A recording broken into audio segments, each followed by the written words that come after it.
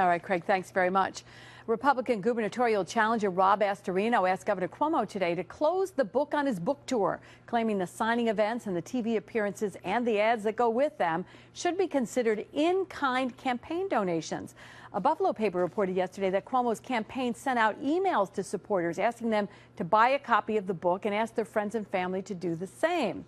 Well, our political analyst questioned yesterday whether Cuomo's book promotion was crossing a line, and the state political columnist for the New York Post, Fred Dicker, joins us now to weigh in on this latest chapter in the book wars. And Fred, the governor is getting, I just sort of Googled this today, and he is getting a bit of flack for this, this book that he's written that I think he must have thought when he put it together, the timing of it, that it was going to help his campaign.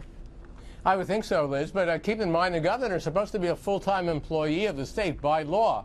One of the reasons in this climate that we have of corruption that we allow the legislators to get away with what they get away with, Speaker Silver, Senator Skelos, even when Joe Bruno was majority leader, they all have outside businesses, but the explanation there was, well, it's a part-time job, so they're allowed to do that.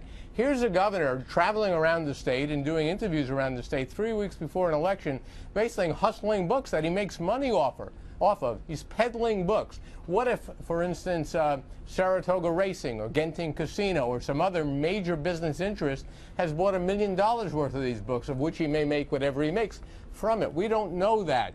There's an invitation here or an opportunity here that could lead to corruption. It does seem unseemly. I had Astorino on my show today. He called it unseemly. And I think there's a lot of concern out there. And just as a side note, it's been an embarrassment to the press because, as we talked about last night, some TV stations, not all, and certainly not the Rochester station, and I don't believe Channel 6 was involved with this, have agreed to do interviews with the governor on the book, but agreed in advance not to ask him any serious questions about the Moreland scandal or fracking or the Tappan Zee Bridge or other things. So I think it has a collateral damage here that's affected the press.